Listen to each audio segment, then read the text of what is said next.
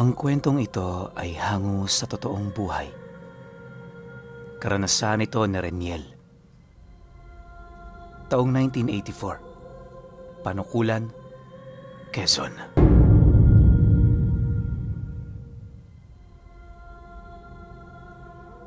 Malawak ang lupain ng pamilya ni Reniel sa Quezon.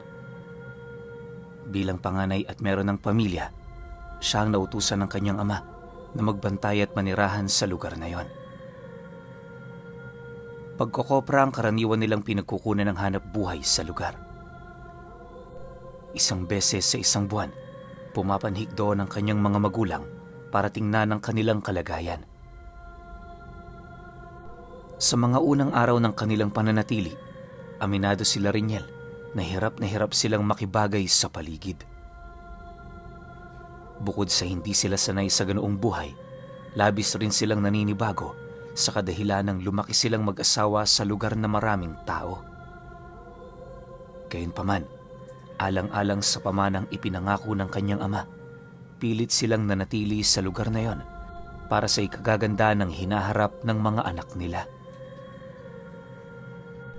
Pinangakuan kasi siya nito na kung magagawa niyang manirahan sa lugar ng panukulan sa loob ng 5 taon, malaki ang makukuha niyang parte ng lupa di kalayuan sa lugar na tinitirhan ng mga magulang niya.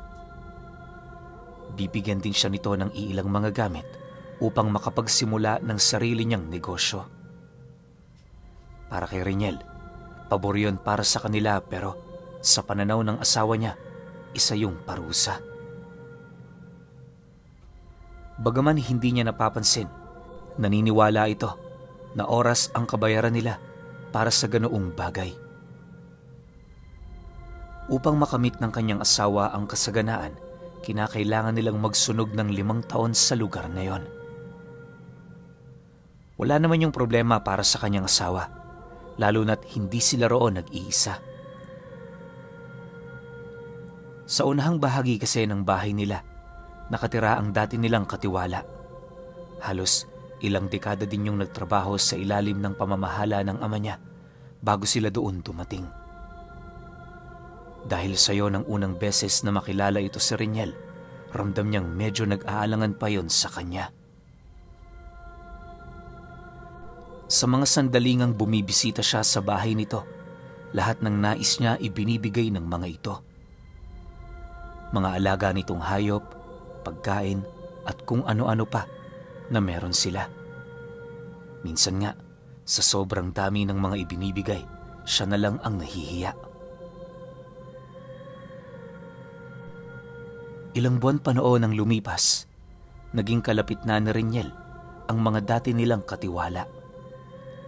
Di naman kasi siya malupit sa mga ito, kaya na may basta wala silang trabaho, hinahayaan niya lang yun. Marunong din siyang makisama kung kaya't kapag meron yung kailangan sa kanya, pinagbibigyan niya. Naniniwala kasi siya na upang makaraos sila sa koprahan nang hindi sila nahihirapan, kinakailangan nilang magtulungan. Siya ang bahala sa mga pagkain at ang mga ito naman ang bahala sa proteksyon at sa mga gawain. Dahil sa ganun nilang kasunduan, kaya na may kahit papaano, nakakatikim din sila ng masasarap na pagkain na nagmumula sa bayan. Hindi naglaon dahil sa bilis ng paglipas ng panahon, napansin na lamang niya parang pamilya na ang turing nila sa bawat isa. Yung mga anak niya, malaya nang nakakapaglaro sa tahanan ng mga ito, habang silang mag-asawa naman, paminsan-minsan tumatambay sila roon para mag-usap at makipag-inuman. Ayon kay Reniel, na wala naman siyang nasisipat na kakaiba sa mga taong yon, maliban na lamang sa iisang bagay. Tuwing takip silim kasi, agad sila nitong pinapauwi sa kabila ng malapit lang naman ang tahanan nila.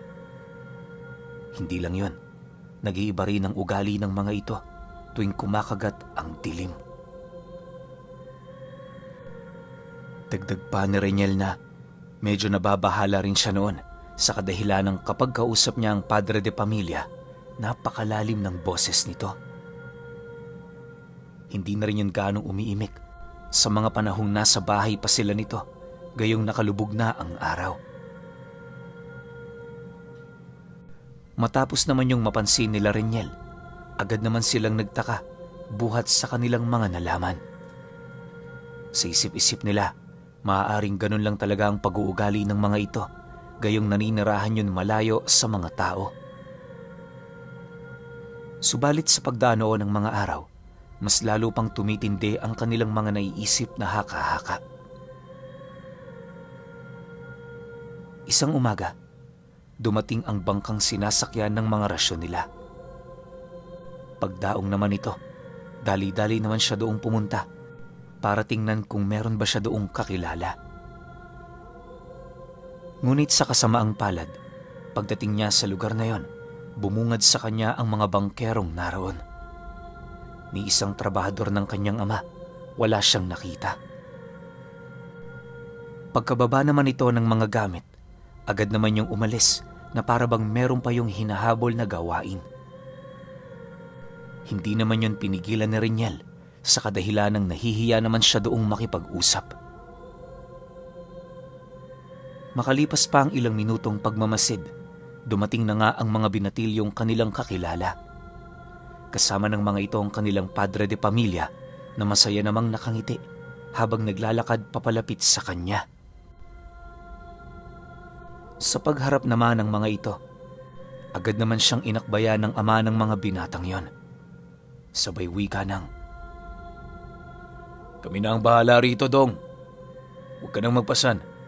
Sabi ng asawa mo meron kang iniinda sa iyong tagiliran. Ayos lang yan. Minsan kailangan din nating magpahinga. Nga pala, Dong, mamaya pumunta ka sa bahay. Kahapon kasi meron kaming nabiling tuba sa baryo. Magsisimula na rin ang pangungopra natin maya-maya. Kaya gusto kong makita mo ang nakasanayan naming ginagawa rito." Nang marinig naman ni Reniel ang sinabi ng lalaki, tumangulang naman siya habang pinagmamasdan ang pagmumukha nito. Maya-maya pa, matapos naman itong maiimbak ang lahat ng rasyon nila, doon na niya inumpisahan ang paghahati-hati. Ni minsan hindi siya lumamang sa mga ipinapadala ng kanyang ama, gawa ng kahit papaano, iniisip din niya ang sarili nilang kaligtasan. Papaano kung magalit sa kanyang mga taong yon at mapag-isipan nitong gawan sila ng masama? Sino ang kanyang malalapitan, gayong napakalayo nila sa kanilang pamilya? Dahil sa ganun niyang mga naiisip, kaya na may marami siyang isinaalang-alang. Hanggat kaya niya, nakikisama siya sa mga ito. Marami man ang nagsisilbing palaisipan para kay Reniel, hindi niya na yun gaanong pinagtutuunan ng pansin. Sa pagsapit ng hapon, noong mismong araw na yon, agad naman siyang nagpaalam sa kanyang asawa na bibisita siya sa bahay ng mga katiwala nila. Nang marinig naman ito ang kanyang sinabi, mariin naman siya nitong pinaalalahanan na huwag masyadong magpagabi. Matapos naman yung marinig na Reniel, napangiti lang naman siya habang sumasagot doon ng, "Huwag kang mag-alala, uwi ako bago mag-alas 9. Hindi rin ako magpapakalasing, kaya kung antukin na kayo sa paghihintay, mauna na kayong matulog." Kasabay ng kanyang pagwika ay ang dali-dali naman niyang pagpanhik sa balon para maligo. Nagdala rin sila ng iilang makakain nang sa gayoy meron naman siyang ambag kahit papaano. Sa pagtungtong naman ng alas 5 ng hapon, narating na nga na Reniel ang pamamahay nito.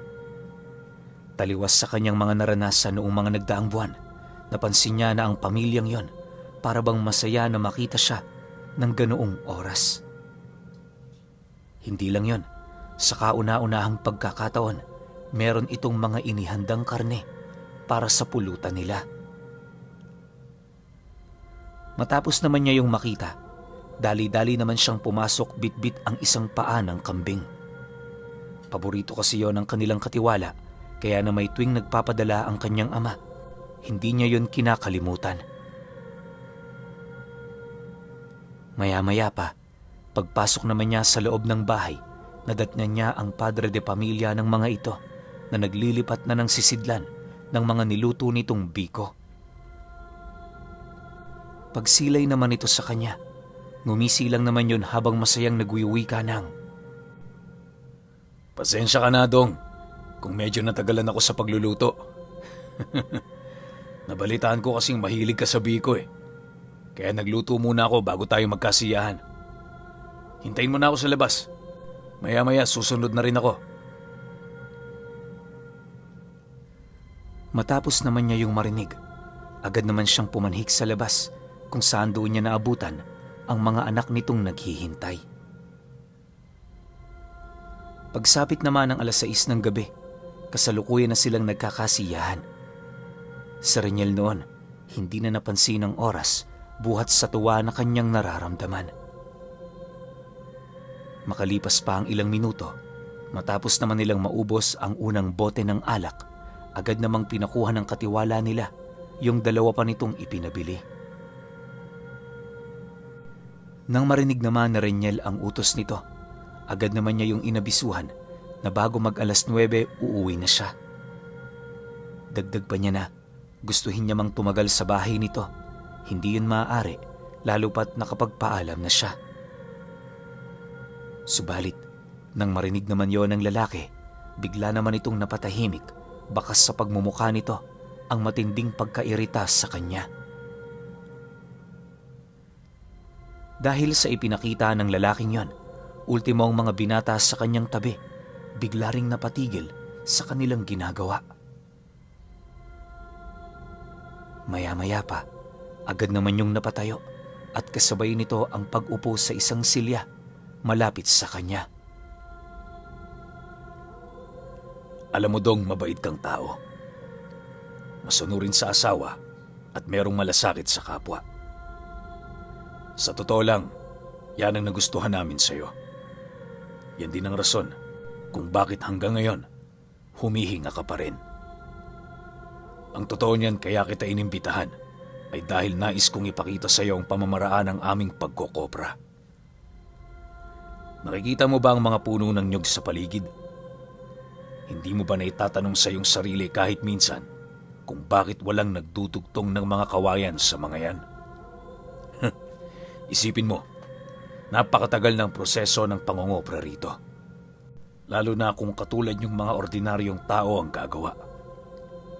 Sa dami ba naman ng puno ng nyog, aabutin kayo ng siyam-siyam kung ibabase natin sa pagsasaka pa lamang. Maghintay ka lang ng 1 oras pa. Ipapakita ko sa iyo ang ibig kong sabihin." Wika ng lalaking yon.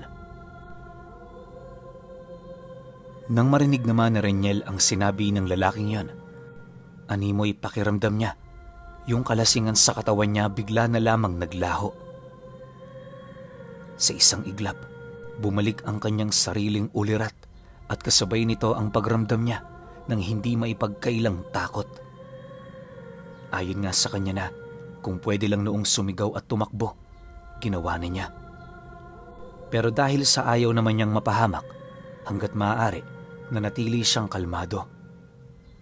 Wala rin siyang ipinakitang takot sa mga ito. Sa halip, pinilit niyang intindihin ang lahat ng bagay na kanyang narinig.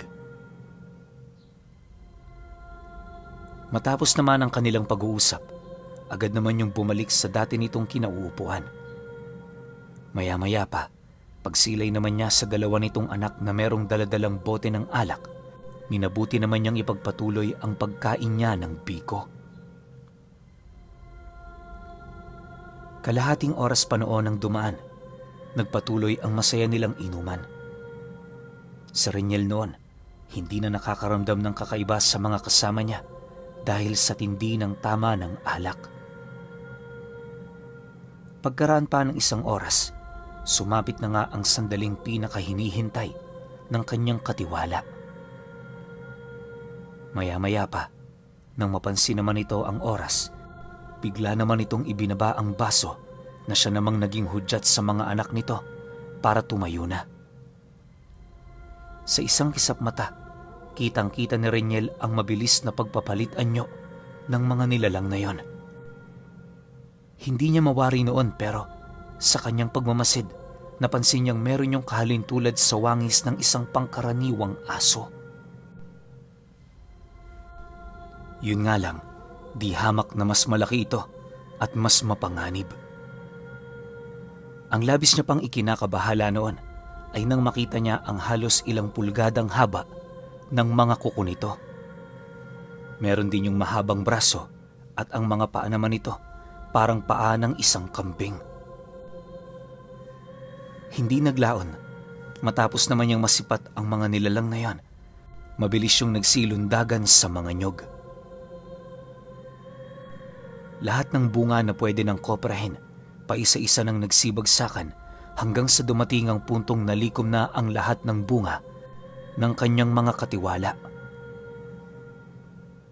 Dahil sa bilis ng ginawa ng mga nilalang na yan, halos hindi nga umabot sa kalahating oras ang ginawa nitong trabaho. Sa kabuuan, umabot sa 2,000 ang bilang ng mga nyog na nagapas ng mga ito. Hindi man yun kapani-paniwala para sa kanya, pero sapat na ang kanyang mga nasaksihan upang manalig na hindi siya pinaglalaroan ng kanyang paningin. Sa pagbalik naman ng katahimikan sa paligid, agad namang bumalik ang mga nilalang na yan sa kanyang kinaroroonan. Pag-upo ng mga ito, nagpatuloy ang kanilang masayang inuman na parabang walang nangyaring kakaiba. Si Reniel naman noon, dahil lasing na, masaya naman niyang pinakisamahan ang kanyang mga kaibigan. Sa sobrang kalasingan niya noon, halos hindi na niya mawari kung saan siya nakapagpahinga. Pagmulat ng kanyang mga mata, nadatnan niya ang kanyang sarili nakahiga sa silid ng kaibigan niya.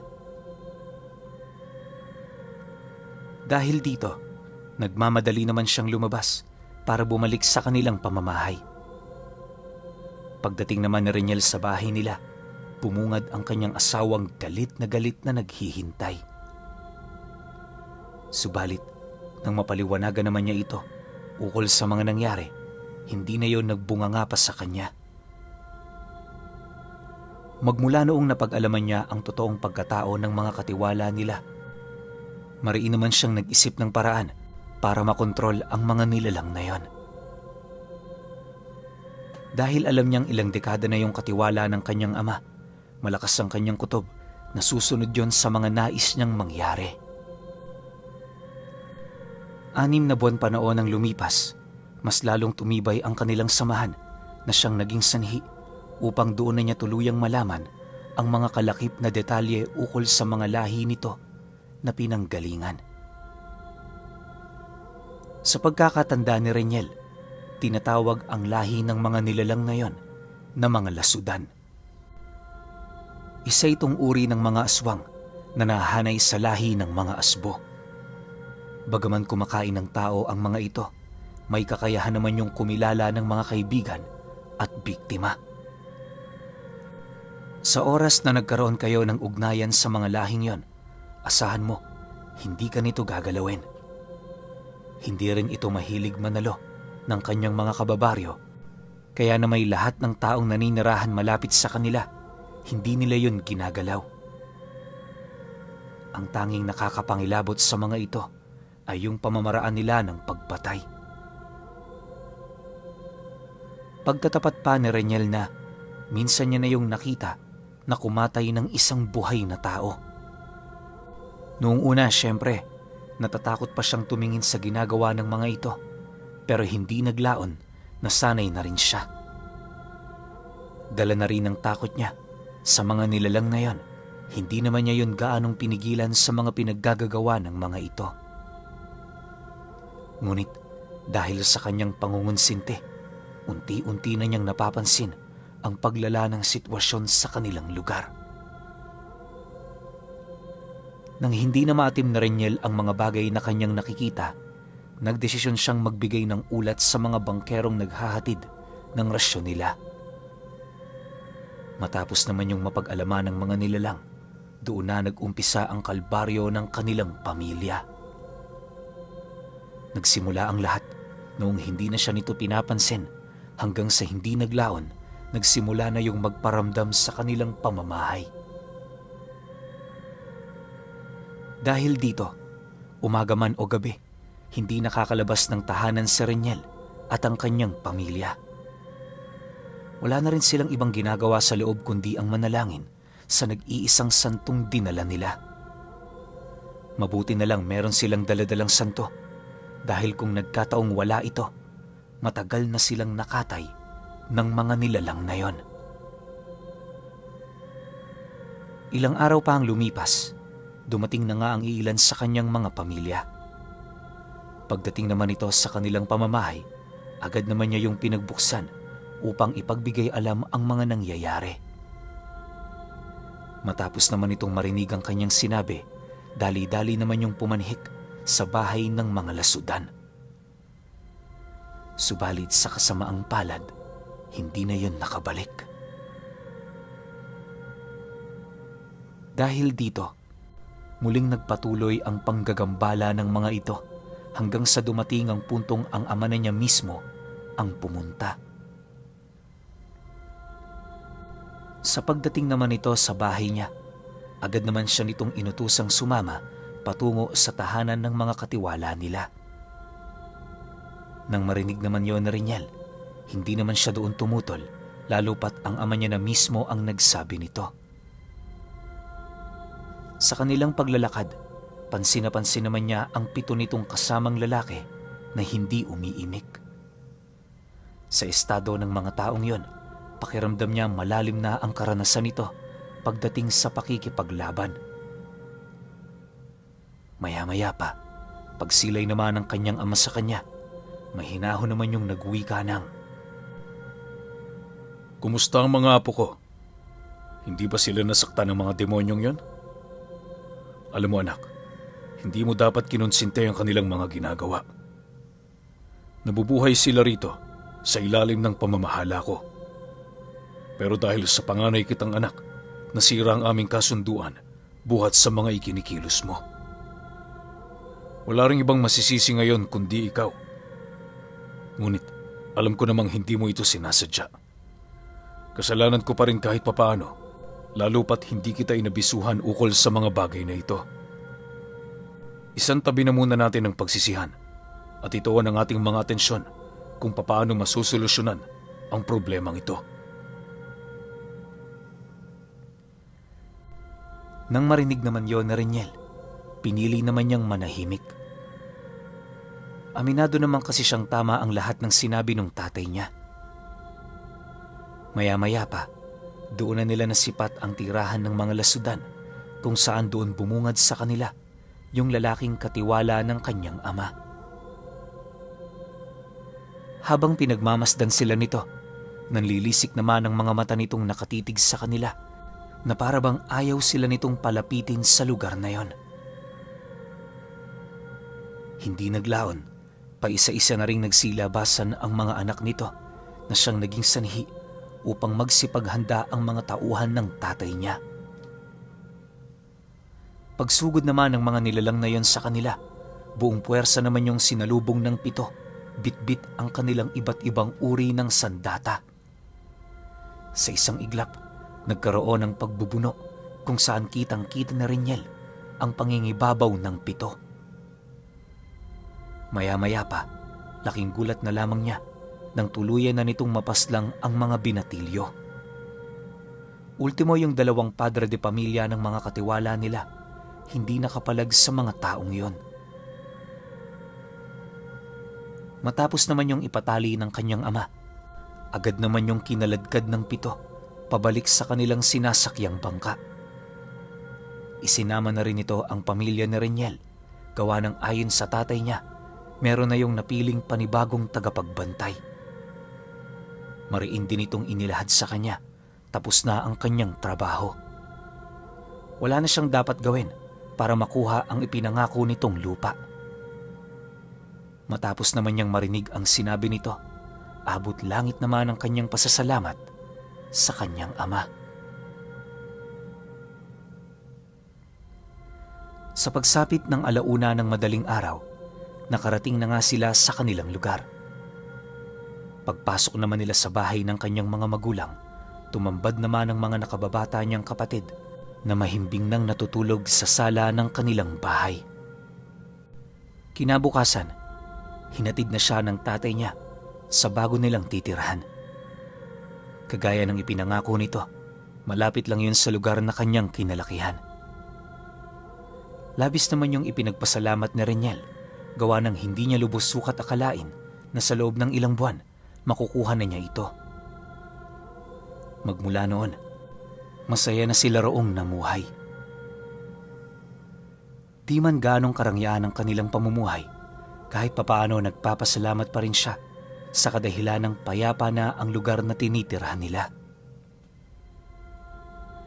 Magpahanggang sa ngayon, pinuno, hindi pa rin nakalimutan ni Reniel ang tungkol sa mga nilalang na yon.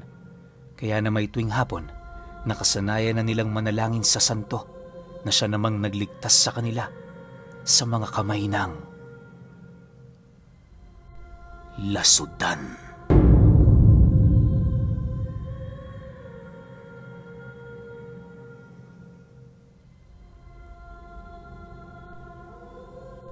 Okay, opinyon ko sa kwento.